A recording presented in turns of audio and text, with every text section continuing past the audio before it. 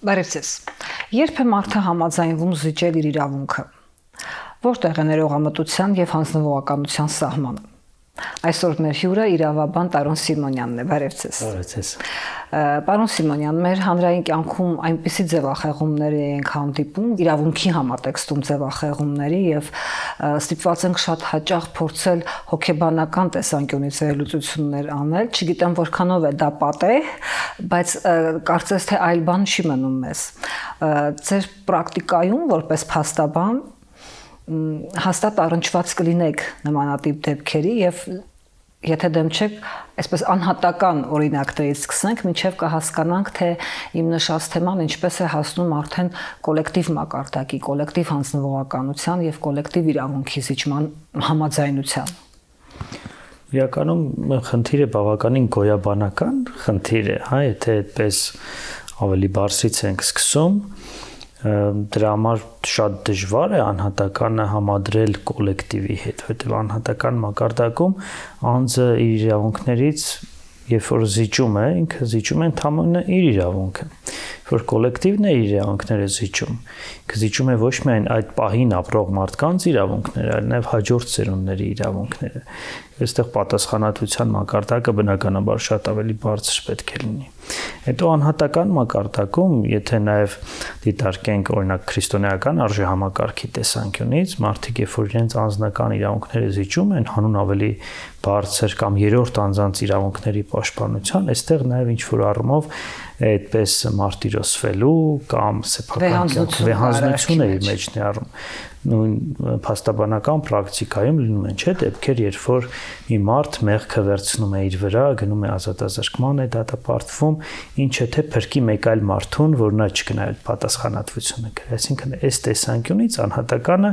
էականորեն կարող է տարբերվել կոլեկտիվից եւ դրական առումով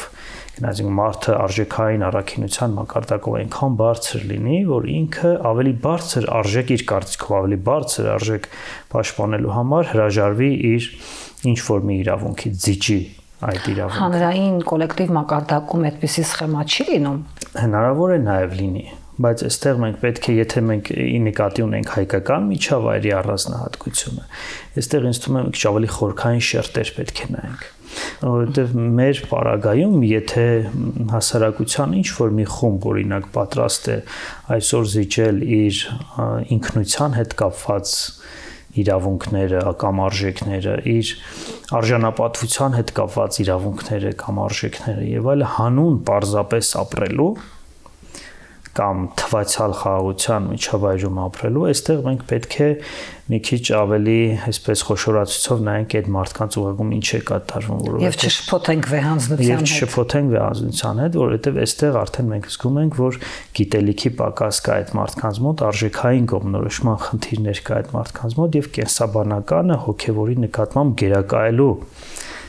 խնդրի մարչև կարող ենք կանգնենք։ Ինչու՞, որովհետև այն մարդիկ, որ պարզապես ուզում են ապրել եւ զիջել հոգեվորը, նրանք պարզապես ուզում են կենթանական կյանքով ապրեն եւ հրաժարվեն մարդկային կյանքից, որովհետև մարդը ինքնին արժեք է, արժանապատվություն է, հոգեվոր էակ է, նոր նրա կենսաբանական առանձնահատկություններն է, որ նրան մարդ է դարձնում։ Ավելին մենք մեր սահմանադրության մեջ ունենք այդպիսին գրված, որ ոչ թե կյանքն է բարձրագույն արժեք, այլ արժանապատվությունն է բարձրագույն արժեք եւ մարդու իրավունքների եւ ազատությունների հիմքը հենց արժանապատվությունն է, հոդված 3-ն է սահմանադրությունում դա ամրագրված է կյանքից կարելի է հրաժարվել կյանքը կարելի է զիջել տեսեք ծայրահեղ անհրաժեշտության պարագայում կամ անհրաժեշտ պաշտպանության պարագայում ընդհանուր միջև կարելի է դիմացինի կյանքը խլել եւ չընթարկվել պատասխանատվության, հա դրա համար կյանքը բացարձակ արժեք չի դիտարկվում, բայց արժանապատվությունը միշտ բացարձակ արժեք է դիտարկվում, դե ոչ մի պարագայում չի կարելի արժանապատվությունը նվաստացնել։ Աշխարհում կա մեկ իրավունք, որից բացառություն կատարել չի կարելի, դա խոշտանգումների արգելքն է։ Ինչ է դա նշանակում։ Մարդուն չի կարելի հոգեբանական, ֆիզիկական խոշտանգումների եւ կնտանքների ենթարկել։ Ինչի՞։ Որովհետեւ դա կպչում է նրա արժանապատվությանը։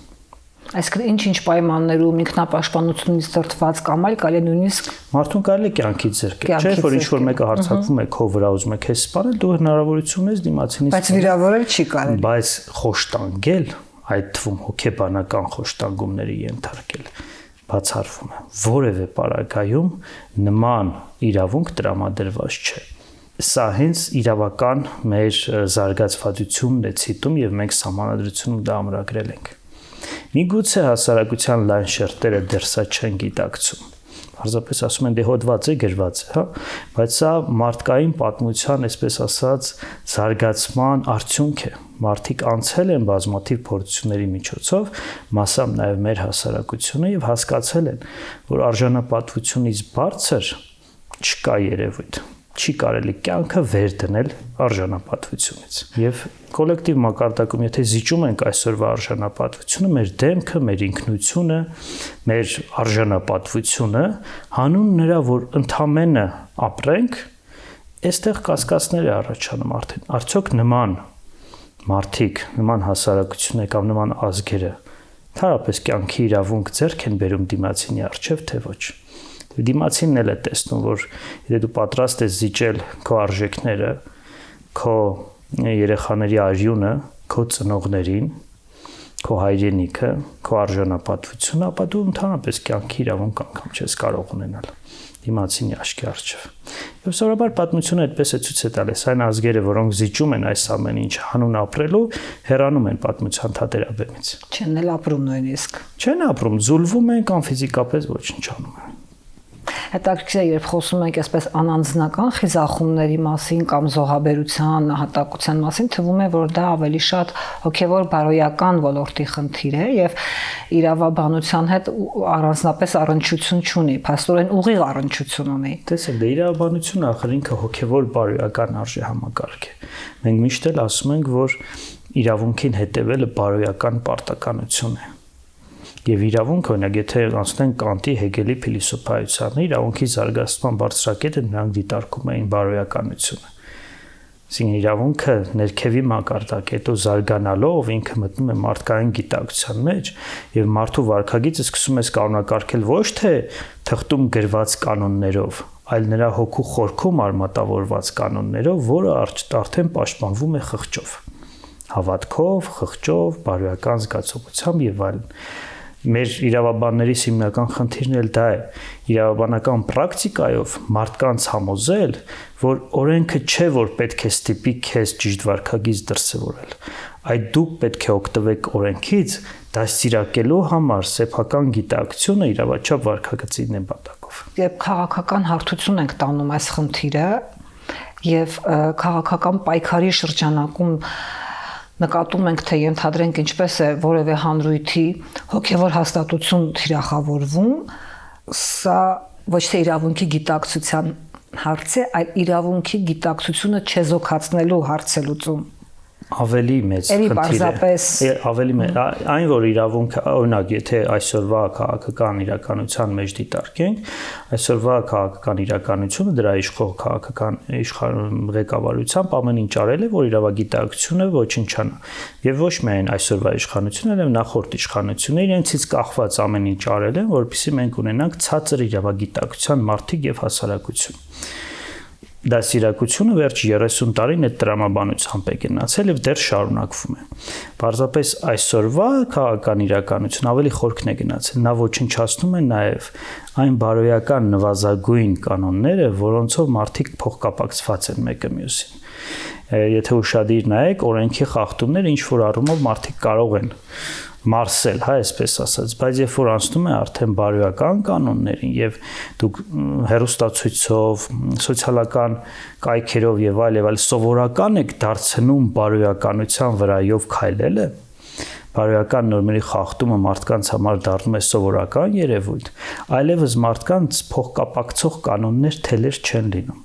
Եվ նման հասարակությունները պարակտել, մասնատել, սպառողական զանգված դարձնելը շատ ավելի հեշտ է։ Իսկ ո՞րն է դրա շարժառիթը, եթե դա անում է հակառակորդը, հասկանալի է ինչ որտեղ։ Պայքար է։ Տեսեք, ցածր քաղաքական մշակույթ ունեցող մարդկանց համար, որքան հասարակությունը կառավարելի է, այնքան իրենց գործը հեշտանում է։ Եվ եթե իրանց նպատակները օրինակ հնգամյա նպատակներ են, ընտրությունից ընտրություն նպատակներ են, արագ հարստանալու նպատակներ են, կամ չգիտեմ ավելի ցածր կենթանական բնազդային նպատակներ են, այս պարագայում հասարակությունը ինչքան բարոյազուրկ եղավ, ինչքան բարոյական արժեքներով չառաջնորդվեց, ինչքան իրավունքը մերժեց, այդքան հեշտ կառավարելի է դառնում։ Չէ՞, մարդկանց առանձնացնում են, ատոմիզացնում են հասարակությունը, հասարակության ներսում չի լինում այլևս, այսպես ասած, արժեքային համակարգեր, որոնք կմիավորեն մի խումբ մարդկանց մեծ քանակությամբ թե փոքր քանակությամբ կարևոր չեն, մարդիկ մնում են առանձին եւ այդ մարդիկ ավելի հեշտ են, այսպես ասած, վերև նայում,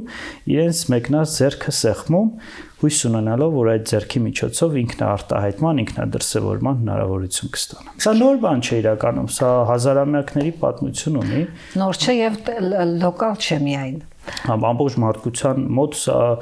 լայնորեն տարածված պրակտիկա է, պարզապես երբ որ մենք ենք դա անում,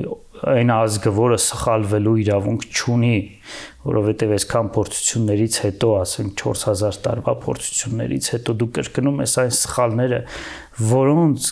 կրկնելու արդյունքում շատ ազգեր հեռացել են պատմական թատերաբեմից, եւ դու նորից հույս ունես, որ կրկնելով կմնաս այդ իրականության մեջ, սա կարծում եմ մի ամոթությունից էլ անդին է։ Հետաքրքիր է, երբ ասում եք սպառողական զանգվածի վերածելու այդ տենդենսի մասին, մարդկությունը ընդհանրապես չէ, այդ ուղղությամբ գնում է եւ դա համաշխարհային եւ համամարտկային խնդիր է, այսօր համարվում մարդուն սպառողի վերածելը, միևնույն ժամանակ էլ զարգանում է իրավունքի գիտակցությունը, այսինքն երկու տարամետ թեզեր մարդկության, այսպես կենսընթացում զուգահեռ զարգանում են եւ ինչ որտեղ նաեւ զուգահեռ պայքարում են։ Դե իրավունքի գիտակցությունն էլ լուրջ էվոլյուցիա է ապրում մարդկության պատմության ընթացքում։ Եվ այո, եւ ոչ, նայած որ կողմից նայենք, էլի, նայած որ հասարակությունն ենք դիտարկում, նայած որ պատմական ժամանակահատվածն ենք դիտարկում։ Սպառողական հասարակությունները դա իդեպ միայն արևմտյան քաղաքակրթության առանձնահատկություն չէ, որ պատմական ինչ-որ փուլում սկսում են ավելի շատ սպառողական հասարակության վրա շեշտադրում դնել, արևելյան հասարակություններում էլ կա, հատկապես հարավ-արևելյան Ասիայի առանձին հասարակություններում սա այսօր էլ դիտարկելի է, բայց դրան զուգահեռ որ ասում ենք իրավունքը զարգանում է, իրավունքի արտաքին դրսևորումն է զարգանում։ Քանակապես, այո, իրավունքի նորմերը, որոնցով կյանքը կարգավորվում է, շատանում է։ Բայց այստեղ նույն փողի ինֆլյացիայի տրամաբանությունն է գործում, որքան իրավունքի քանակը կամ իրավունքի նորմերի քանակը ավելանում է հասարակության ներսում, այնքան ավելանում է իրավական նիհիլիզմը։ Բացասական վերաբերմունք իրավունքի նկատմամբ, որքան փողի քանակը շուկայում ավելանում է, այդքան դրա արժեքը ընկնում է, չէ՞, նույնն է իրավունքի տրամաբանության մեջ։ Դրա համար բալանսը ճիշտ պահել է պետք։ Այլ բան է, որ առանձին հասարակություններում, որոնք հասկանում են, որ կապիտալիստական հասարակության զարգացման որոշակի փուլերում սպառողական հասարակությունը ի հայտ է գալու, այդ հասարակություններում ինտենսիվ իրավագիտակցության զարգացում է գնում, աշխատում են մարդու գիտակցության հետ, ոչ թե օրենքների, նորմերի քանակը ավելացնելու տեսանկյունից, այլ մարդու հոգու հետ են աշխատում։ Մարդու ուղեղի հետ են աշխատում, դպրոցից սկսած հանրային միջավայրով, քաղաքական գործիչների խոսույթով, հեռուստատեսության առանձին ծրագրերով, սոցիալական մեդիայով մարդուն համոզում են, որ սեփական կյանքը ավելի արդյունավետ կազմակերպելը իրավական գործիքակազմով շատ ավելի հեշտ է եւ նպատակային է։ Եվ ցույց են տալիս, որ դու ավելի հաջողակ մարդ կարող ես դառնալ, եթե առաջնորդվես իրավական նորմերով, որովհետև դրանք ավելի մշակված են, ավելի գիտակցված են, ավելի մարդկային հոգեբանությունը հասկացող են, ավելի շատ տնտեսական առանձնահատկությունների միջոցով քեզ կարող են ձեռքդ բռնած տանեն դեպի առաջ եւ այլն։ Երբ որ այս մարդը գիտակցում է այս ամեն ինչը, սեփական շահի սպասարկման համար անգամ ինքը հասկանում է, որ պետք է առաջնորդվի իրավական նորմերով, բայց սա արդեն իրավագիտակցություն է, ոչ թե իրավունքի քանակի կամ օրենքի առանձին տեսակների աճ, հա։ Եվ հաղորդման սկզբում ճակատային արձանագրեցիք, որ մենք գոյաբանական խնդրի առջև ենք այսօր կանգնած եւ այդ տեսանկյունից պիտի քննարկել մեր խնդիրները, ինչպես կձևակերպեք այդ գոյաբանական խնդիրը, ինչու ենք գոյաբանական խնդրի առջև կանգնած։ Դա էլ է իրականում շատ խորքային խնդիր, որովհետեւ տեսեք, երբ որ ընկնում ես մի հատ շրջափուլի մեջ, որ անդադ գոյաբանական խնդիրների մեջ ես դու լինում, պատմականորեն կամ քո խելքից ելնելով նայած որ հասարակությունում ինչպես նորմալիզացվում է եւ դու սկսում ես սիրել գոյաբանական խնդիրները եւ քո ծայրահեղ վիճակում լինելը, որովհետեւ դա այն է, ինչ որ քեզ ծանոթ է։ Այլ իրավիճակ սկսում ես չընկալել, հա։ Դրա համար նայեք, տեսեք, մեր մոտ մշակույթի մակարդակում անգամ ողբերգականությունը շատ ավելի շատ է։ Եվ մենք որքան ողբերգականությունը նորից վերապրում ենք, այնքանով մոտեցնում ենք հերթական ողբերգությունը։ Մենք երբեք ողբերգությունները, երբեք չէ, բայց մեծամասամբ ողբերգությունները չենք, այսպես ասած, փոխանցում այդ ինֆորմացիան հաջորդ սերնդին, որպեսզի խուսափենք դրանից։ Այլ փոխանցում ենք ոչ ոք դաշ չի քաղում։ Հեգելն էր ասում, որ պատմությունից մի բան ենք սովորում, որ ոչինչ չենք սովորում։ Այլ բան է, որ կարողանաս այդ ամեն ինչը ուղեղդ մտցնես, որպեսզի սովորես դրանից խուսափել հետագայում։ Սա այն է, որ դա հոգեբանական իհարկե սոցիոլոգները, հոգեբանները ավելի լավ կբացատրեն, ես այսպես հարակի ձևով եմ փորձում անդրադառնալ դրան, բայց իրավաբանության մեջ էլ է դա տեսանել, այսինքն երբ որ դու զբաղվում ես իրավաբանությամբ, այդ ամեն ինչի հետ առերեսվում ես։ Մյուս խնդիրը, որ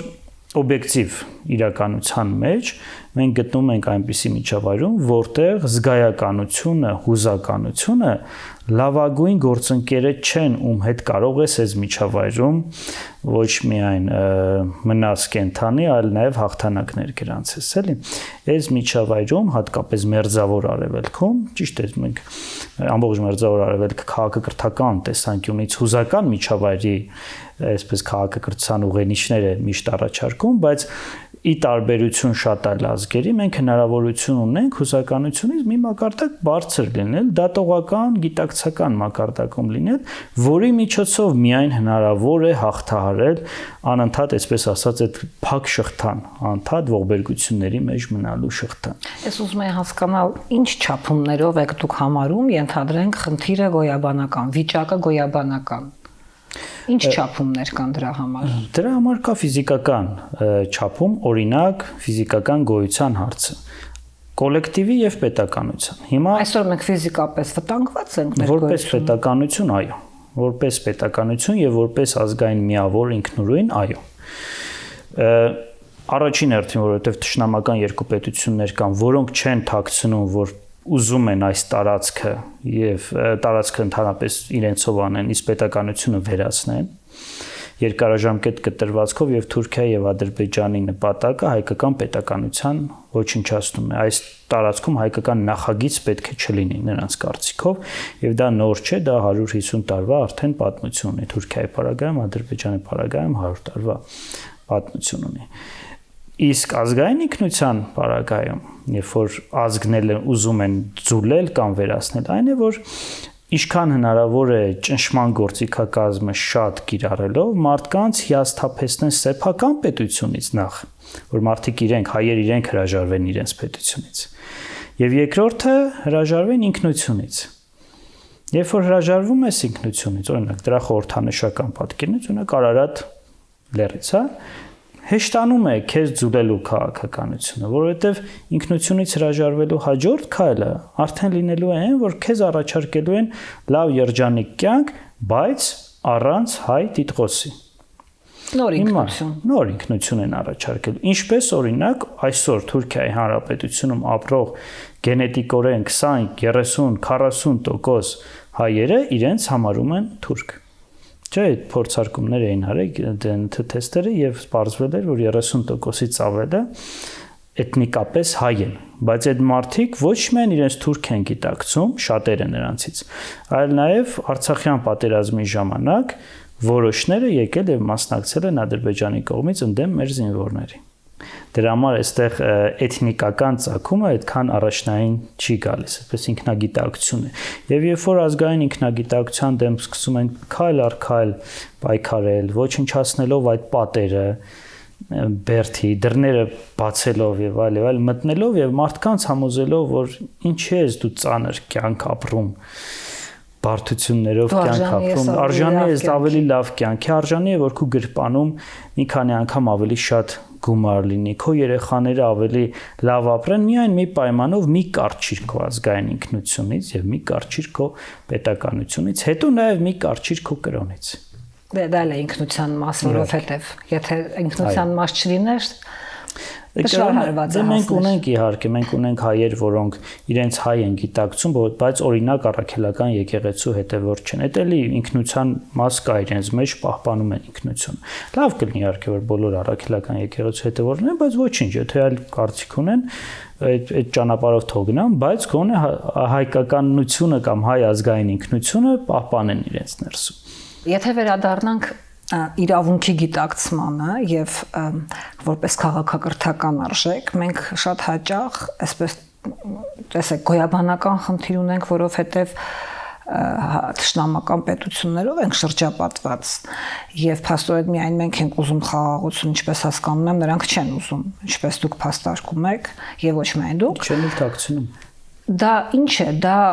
գիտակցված հանձնվողականություն է, թե գիտակցված ներողամտություն է, երբ դիմացինը ուզում է ձեզ ոչնչացնել, դուք բնականաբար չեք ուզում ոչնչանալ եւ շեշտ անընդհատ խոսում եք այն մասին, որ մենք բարեկամներ ենք։ Ինքնախապեյություն, դա ավելի շատ նման է ինքնախապեյության եւ իրականությունը չտեսնելու ցանկության։ Նիչեներ չի ասում, մարդիկ միշտ սիրում են խապված լինել, քան աչքերը բաց։ Խապված լինելը հարմար է։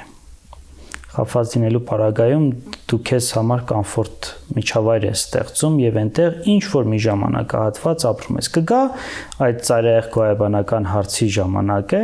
այդ կարող ես նաեւ կարճ տևել, այնպես անեց որ կարճ տևի եւ հեռանաս այս ամեն ինչից, բայց մինչեւ այդ քո կոմֆորտ միջավայրը վայելես, հա։ Դա իրականում խորքային էլի մշակութային գիծ քաղաքակրթական պրոբլեմ է, որովհետև բոլոր ազգերը, բոլոր կոլեկտիվները անցնում են քաղաքակրթական հասունացման փուլերի միջոցով։ Մեր պարագայում քաղաքակրթական հասունացման, եթե պայմանական փուլերի բաժանենք, մենք միշտ մոտավորապես գալիս ենք զգայական պետականության մակարդակը, գալիս ենք ունենում ենք պետականություն, բայց երբեք չենք անցնում դատողական պետականության մակարդակ, որովհետև այնտեղ մի քիչ ավելի շատ ջանքեր է պահանջվում եւ հրաժարում հույզերով ապրելու հնարավորությունից, կոմֆորտ միջավայրում ապրելու հնարավորությունից։ Այդ դատողականությունը խորքային գիտելիքի արկայություն է ենթադրում եւ լուրջ լուսավորչական աշխատանք հասարակության ներսում։ Դա ենթադրում է արդեն ընտրանիների արկայություն, դա ենթադրում է պետական կառուցվածքի զարգացվածություն, պետական ապարատի լավ աշխատանք եւ այլն, բայց սրանք ինչ որ առումով մարդկանցից եւ նաեւ ղեկավարներից պահանջում են ինքնահրաժարում։ Մարդկանցից չէ, բայց ղեկավարներից պահանջում են։ Երբ որ ընտրանիները, քաղաքական գործիչները չառաջնորդվեն սեփական շահով, այլ առաջնորդվեն ազգային պետական շահով, ինչ որ առումով իրենք իրենցից մի մակարդակ պետք է վեր բարձրանան, որպեսզի կարողանան այդ գիտակցություն ունենալ։ Եթե ունենան, եթե ձևավորվի վերջո ընտրանիների այդպիսի միջավայր, որ կարողանանք այդ ընտրանիներով նաև դասիրակենք, զարգացնենք հասարակությանը, հնարավոր է նաև հասնենք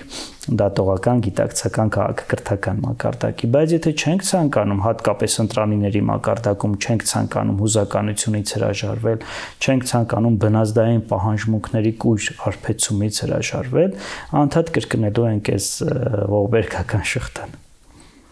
Մի հետաքրքիր հակասություն էլ կա մտածողության, երբ դուք խոսում եք, որ իրավագիտակցությունը շատ ցածր մակարդակի, ընդհանրապես իրավունքը, եթե հենց թեկուզ վերջին շրջանի մեր հասարակական, քաղաքական, հասարակական կյանքը նայենք, ապա արձանագրում եք որպես իրավաբան, որ բավական ցածր իրավագիտակցության եւ ընդհանրապես իրավունքի պատկերացման ու իրացման ցածր փուլում ենք, բայց հանդրության գոնե որոշ հատվածին թվում է, որ մենք այս իրավիճակում գնալով ավելի շատ ենք մղվում եւ ուր որ եկը հասնենք այն այսպես նշաձողային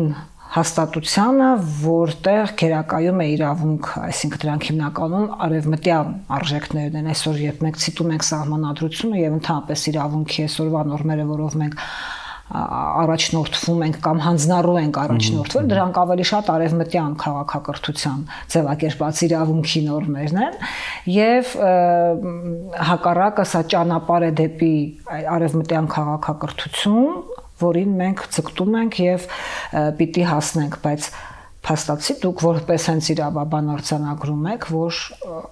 շատ ավելի ցածր մակարդակի վրա ենք այսօր մենք իրավական ցավոք սրտի, այո։ Ինչպես է լինում դա, երբ այսպիսի իրականություն մի բան է, բայց մարդկանց թվում է, որ ճիշտ հակառակը է, այլ իրականություն են։ Ձևի եւ բովանդակության խնդիր է։ Ձևի առումով այո, բոլորը ուզում են ապրեն այսպես կոչված իրավական պետությունում, բայց երբ որ դու բացատրում ես նրան, որ իրավական պետությունը սա է, բովանդակային առումով նրանք այդպես չեն ուզում ապրեն, որովհետև իրավունքի գերակայությունը առաջին հերթին ենթադրում է բանականության գերակայություն։ Եթե ուշադիր ել պատմությունը նայեք, իրավունքի գերակայության գաղափարը դարձել է պրակտիկորեն անհրաժեշտություն եւ քաղաքականապես ամրագրվել է ֆեոդալական հասարակարգից հետո, երբ որ օրինակ Միացյալ Նահանգներում, Ֆրանսիայում հեղափոխական շարժումներ առաջացան եւ մերժեցին պայմանականորեն այն ժամանակ դեկրոնի դեմ էր պայքարը գնում եւ ֆեոդալական կարգերի դեմ, մերժեցին առանձին անձանց կամքով առաջնորդվելու գերակայությունը հանուն բանականության գերակայության։ Բանականության գերակայությունը հետագայում վերաձևակերպվեց իրավունքի գերակայության, այսինքն բանականությունը հավասարարժեք դարձավ իրավունքին։ Բարձր, իսկ հիմա տեսեք մեր հասարակությունում, անգամ քաղաքական ընտրությունների պարագայում մարդիկ ինչ են ընտրում, արժեք, միտք, գաղափար թե անձ, թագավոր թե գաղափարախոսություն։ Եթե մարդիկ անընդհատ ուզում են ընտրել իրենց համար թագավոր, առաջնորդ, մարդ, ում կամքը իրենց համար ուղենիշ կլինի, նրանք երբեք չեն ուզում իրավական պետություն ունենալ։ Նրանք ուզում են ունենալ իրենց ծանոթ մարդուն, իրենց ղեկավար, ում ինչ որ հարցով որ դիմեն, խնդիրը կլուծի։ Իրավունքի գերակայությունը բացարձակ հավասարության գաղափար է առաջ տանում։ Բացարձակ ազատության գաղափար է առաջ տանում եւ բացարձակ արդարության գաղափար է առաջ տանում։ Ոչ խտրական արդարության, ոչ դրական խտրականության արդարության, որ դու գնաս օրինակ քո ծանոթ դատավորի մոտ ինքը քո օգտին որոշում կայացնի կամ չինովնիկը քո բարեկամը լինի, քո օգտին հերթետ առաջ գցի եւ այլ եւ այլ։ Եթե հասարակությունը դեռ այս մակարդակում է, որ ուզում է անձ ընտրի, անձով իր հարցերը լուծի, ապա իրավունքի գերակայությունը մնալու է թվացial։ Չկա արդյոք հասարակություն, որ իր այդպիսի իր նորմերով է ապրում, իր պատկերացումներով, ենթադրենք անձ է ընտրում, բայց նա չի կամում գոյաբանական խնդրի առջև։ Կան, իհարկե։ Դա ապրելու իր ձևն է եւ աշխարհում կարող են լինել կենսընթացի, կենսաձևեր, կենսաձևեր։ Բա միջավայրը։ Եթե դու գտնվում ես այնպիսի միջավայրում, որը ի սկզբանե թշնամական է տրամադրված քեզ, դու իրավունք չունես քեզ պարգևել, այսպես ասած, հույզերով, զգացմունքներով կամ մարդու։ Ձեր նշած մոդելը բոլորովին հույզերով եւ զգացմունքներով չէ, դա շատ կոնկրետ աշխատող սխեմա է։ Դե իմ ասածը այո, թե իրավունքի գերակայությունն ենք ուզում, սխեմայի պետք է գնանք։ Եվ դուք այդ ճանապարհով եք կառուցում այդ հիերարխիան։ Ոչ ճանապարհով։ Երբ որ ոչ թե իրավունքն է մարդով ենք, այլ անձը եւ նրա որոշումները եւ ծեր փոխհարաբերությունը այդ անձի հետ կլինի չինովնիկ, թե կլինի որպեսզի դրա պատմական, այսպես ասած, փաստարկը տեսնենք, մեզանում դա շատ է եղել, բայց չի գիտակցվել։ Գիտակցված ձևով ամրագրվել է առանձին մարդկանց ստեղծագործությունում, օրինակ 18-րդ դարում գրված նոր տետրակ, որ կոչի հորդորակ աշխատանքում, որը նախորդեց որոգայթ փառած աշխատանքին, գիտեք, մեր առաջի սահմանադրության նախագծին։ Եվ աշխարհում առաջին սահմանադրության նախագծին։ Պայմանական, այո, նախագիծ կարող ենք ասել միայն, ոչ թե սահմանադրություն, դեռ էլի եղել են նախագծեր։ Տեսեք ինչն է խնդիրը։ Նոր տետրակում մեր էլիտաները հստակորեն ամրագրել են, որ մեր ազգի հիմնական աղետների հիմնական պատճառը եղել է այն, որ որոշումները կայացվել են առանձին մարդկանց կողմից։ Միապետերի, թագավորների, արքաների, ովքեր առաջնորդվել են ոչ բանականությամբ, այլ հույզերով, զգացմունքներով, սիրով, ատելությամբ եւ մնացած բոլոր երևույթներով։ Եվ դա փաստարկվել է։ Սա փաստարկ է հայոց պատմությունից բխած։ Կան նաև այլ ազգերի պարագայում, որ այդպիսի փաստարկումներ բերվել են, ամրագրվել են եւ մարդիկ սովորել են։ Ինչու չենք մենք սովորում մեր սխալներից։ Միգուցե դեռևս բավական քանակությամբ սխալ չենք գործել, չենք ապրել այդ սխալների միջոցով, որ կարողանանք հասունանանք եւ մի մակարդակ բարձր նայենք երևի։ Հիմա ես իմ ընկերներին էլ, այդ թվում նաեւ քաղաքական գործիչ իմ ընկերներին, ովքեր նաեւ մասնակցում են ընտրություններին, այսօր դրանից առաջ են մասնակցել եւ այլ, միշտ առաջարկել են, որ եկեք այլ բան առաջարկեք հասարակությանը, ոչ թե ձեզ առաջարկեք որպես մի հիանալի առաջնորդ, մի կատարյալ անձնավորություն, ով կարող է լուծել բոլոր հարցերը այս հասարակության եւ ում հետևից գնալով միայն մարդկությունը կամ հայ ազգը փրկություն կգտնի, այլ առաջարկեք միտք գաղափար եւ նոր դրանից հետո ձեզ առաջարկեք որպես այդ միտքը ավելի լավ լուծող մարդ։ Մեր զրույցի սկզբում դուք շեշտեցիք պատասխանատվության խնդիրը, որ երբ հավաքական առումով է ազգը կամ որևէ հավաքականություն հրաժարվում իրավունքից, դա ավելի մեծ պատասխանատվություն է, որտեղ հրաժարվում է նաև իր ապագա սերունդների իրավունքից, հրաժարվելով իր իրավունքներից։ Այդ պատասխանատվության խնդիրը մեզանում այս վերջին տարիներին ամենազգայուն թեմաներից է։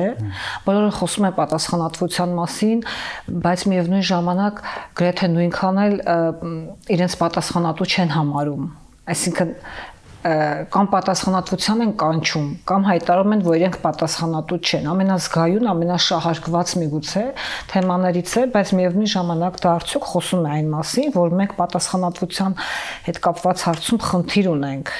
Հակառակ դեպքում այդքան չէինք արձանագրի, որ ինչ որ մեկը անպատասխանատու է կամ հակառակը ես պատասխանատու չեմ։ Երևի պետք է այդ բառը վերաիմաստավորենք, որովհետև երբ որ ինչ-որ մեկին պատասխանատվության են կանչում, այդտեղ միանում է մեր ցանկությունը անդադ պատժելու ինչ-որ մեկին, հա, բայց պատժելով մենք չենք կարող չվերարտադրել այն բացականը, որ կա մեզանում, հա։ Մենք կարող ենք չվերարտադրել միայն դաստիարակելու միջոցով։ Պատիժը, եթե դաստիարակչական գործիքով օգտագործվի, այլ բան է։ Բայց հիմնականում տեսնում ենք, որ չէ։ Պատիժը ուզում են, որ մեր վրեժը այսպես հագենա, հա, վրեժի ցանկությունը հագենա, որ օրինակ հանցագործին պատասխանատվության ենթարկենք, պատժի ենթարկենք։ Սա այդ դիմացինին պատասխանատվության կանչելու զգացումն է։ Իսկ երբ որ մենք ենք մեր պատասխանատվության մասին խոսում, այստեղ առաքինության եւ բարոյականության բարձր մակարդակ պետք է ունենանք, որ այդ պատասխանատվությունը կարողանանք մեր մեջ տեսնել, որովհետեւ մենք պատասխանատու ենք այն ամենի համար, ինչ որ մենք ենք անում եւ ինչ որ չենք անում, եւ այն ամեն բարիքի համար, որ չենք գործել, ինչպես Վոլտերը կասեր, հա։ Այսինքն այդ պատասխանատվության զգացողությունը, եթե մեզնից յուրաքանչյուրը իմանա, որ ինքը պարտավոր է ինչ որ բարիք գործել, բայց չի գործում, դա արդեն բացասական է։ Ինքը պարտավոր է որոշակի գործողություններ անել, բայց չի անում, սա էլի բացասական։ Ինքը պարտավոր է գնալ ընտրության, բայց ձեռք թափ է տալիս եւ չի գնում ընտրության, փոխարենը ստանալով այլոց ընտրությունը որպես իր իրականություն, սա էլի ցածր իրավագիտակցության, ցածր բարոյական գիտակցության եւ ցածր առաքինության ցուցիչ է, հա, մեզանում։ Բայց եթե մենք լավ աշխատենք եւ Հերման Հեսեի թռուցիկի քաղաքական թռուցիկ ուներ մի հատ գրված, որ մենք պետք է առաջ գնանք եւ սկսենք մարդ անհատի ձևավորումից, որպեսզի մեզանում այդ նոր այրեր ծնվեն, ովքեր կերաշխավորեն եւ կստանձնեն ապագայի պատասխանատվությունը։ Եթե այսօր մենք այդ աշխատանքը ամենօրյա ռեժիմով անենք, ապագան երաշխավորված կլինի եւ մարդիկ չեն հրաժարվի իրենց իրավունքներից, զրկելով ապագա սերունդներին իրենց արժանապատվությունը պաշտպանելու հնարավորությունից, որովհետեւ մենք ի վերջո պետք է գիտակցենք, որ ժողովուրդ կոչվածը միայն այսօր ապրող մարդիկ չեն։ Ժողովուրդ կոչվածը նաև դեռևս չծնված մարդիկ են, ում մենք պետք է կտակենք մեր ավելացրած բարիքը, ինչ որ ստացել ենք մեր ծնողներից, մեր ապուպապերից եւ այլն, հա, եւ այդ տրամաբանությունը, որ պետք է փոխանցենք ավելին, քան ստացել ենք, պետք է խարսխված լինի մեր հոգեբանության մեջ։ Իմ սերունդը ցավոք սրտի ոնց որ թե փոխանցում է ավելի պակաս, քան ստացել է։ Սա հենց մեր սերնդի դժբախտությունն է եւ ես հույս ունեմ, որ գոնե մինչեւ իմ կյանքի ավարտը այս սխալը կուղղվի։ կամ իմ սերնդի ավարտը այս սխալը կորուվի եւ կարողանանք փոխանցել գոնե առնվազն այն, ինչ ստացել ենք, եթե հնարավոր է մի բան էլ ավել։ Այս պատասխանատվության գիտակցությունը, եթե մեզանում լինի, մենք կարողանանք երաշխավորել մեր ապագան։ Եթե չլինի, ապա մենք կտակելու ենք ավելի մեծ բեռ մեր հաջորդ սերունդներին եւ երևի թե հույս։ Բայց հուսով եմ, որ ոչ միայն հույս կկտակենք, ոչ միայն ինչ որ առաքելության, այսպես ասած, խոսք, միտք, գաղափար կկտակենք, այլ նաեւ իրական ճանապարհ, իրական մարտավարություն եւ այդ մարտավարությունով ռազմավարական խնդիրներ լուծելու հնարավորություն։ Շնորհակալ եմ։ Հիշեցնեմ, որ մեր տաղավարում իրավաբան Տարոն Սիմոնյանն էր։ Քննարկումները կշարունակվեն ամենայն բարիք։